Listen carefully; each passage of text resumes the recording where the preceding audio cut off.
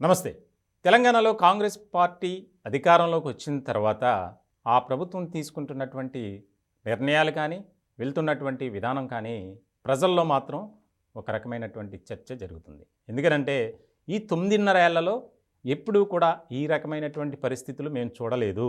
ముఖ్యంగా రేవంత్ రెడ్డి గారు ముఖ్యమంత్రిగా బాధ్యతలు స్వీకరించిన తర్వాత అంటే ప్రగతి భవన్‌ను ప్రజా దర్బార్‌గా మార్చినటువంటి ముఖ్యమంత్రి ప్రజల నుంచి సమస్యల వినతులను స్వీకరించి ఆయనే స్వయంగా వాటి పరిష్కారం కోసం పనిచేస్తున్నారు. గతంలో ఎంతోమంది వేల మంది ఆయన్ను కలవటానికి వచ్చారు. వాటిని వినతి పత్రాలను ఇవ్వటానికి కూడా పరుగులు పెట్టినటువంటి సందర్భం. ఇలాంటి నేపథ్యంలో తాజాగా ఈరోజు శుక్రవారం అంటే ప్రజావాణిగా దాన్ని మార్చారు. ఆ కార్యక్రమానికి వచ్చినటువంటి పబ్లిక్ చూస్తే రాష్ట్ర వ్యాప్తంగా సుదూర ప్రాంతాల నుంచి అనేక మంది ఉదయం తెల్లవారుజామునే అక్కడికి చేరుకున్నారు. మనం ఆ ఇమేజెస్ చూస్తున్నాం. భారీ ఎత్తున క్యూ లైన్లు, ఏదో టెంపుల్స్కి వెళ్తే ఎట్లా ఉంటారు అలా ఉన్నారు. ఒక్కొక్కరిది ఒక్కొక్క సమస్య. సారు మా గోడు వినండి, మహాప్రభు మమ్మల్ని ఆదుకోండి.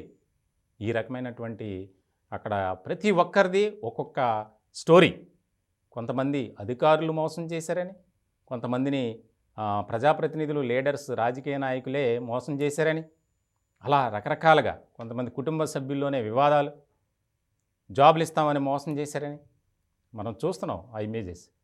భారీ ఎత్తున క్యూ లైన్లు ఉదయం నుంచి ఎవరిని కూడా సంతృప్తి పరచకుండా పంపించకూడదు. ఎందుకనంటే అక్కడికి వచ్చేవారికి ప్రతిదీ మనం జవాబుదారీగా ఉండాలి.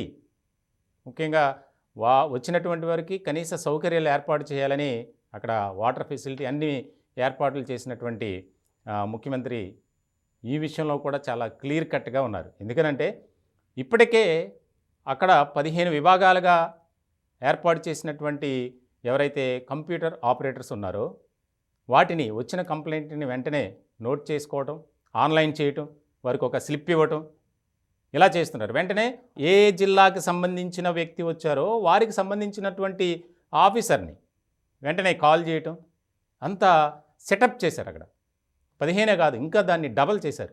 ఇప్పుడు ప్రస్తుతానికి 30 వరకు ఉన్నాయి. అంటే రిసెప్షన్ సెంటర్స్ అంటారు వాటిని.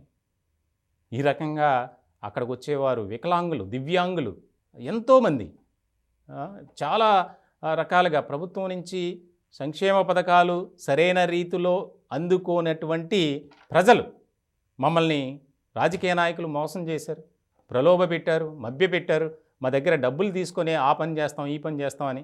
నిజంగా రేవంత్ రెడ్డి గారు తీసుకున్నటువంటి నిర్ణయం ఎంత అభినందనీయమో చూడండి ఒకసారి. ఎందుకంటే ఆ ఇమేజెస్లో మనం చూస్తున్నాం.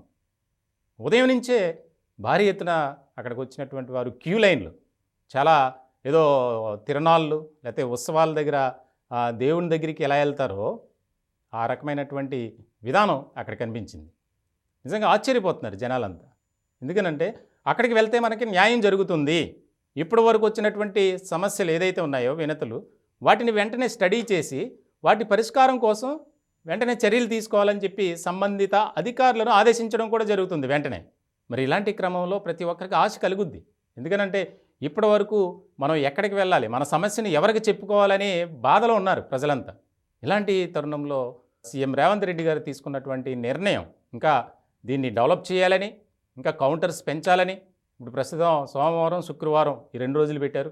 ప్రతిరోజు కూడా స్వీకరిస్తున్నారు. కానీ ఈరోజు ఉన్నటువంటి ఫ్లోటింగ్ ఇంకా వాటిని అక్కడ వచ్చేవారికి సమస్యలు విన్నవించుకోవడానికి వచ్చిన ప్రజలకు సౌకర్యాలు పెంచాలని కూడా సీఎం రేవంత్ రెడ్డి గారు ఆదేశాలు జారీ చేసినట్లు తెలుస్తోంది.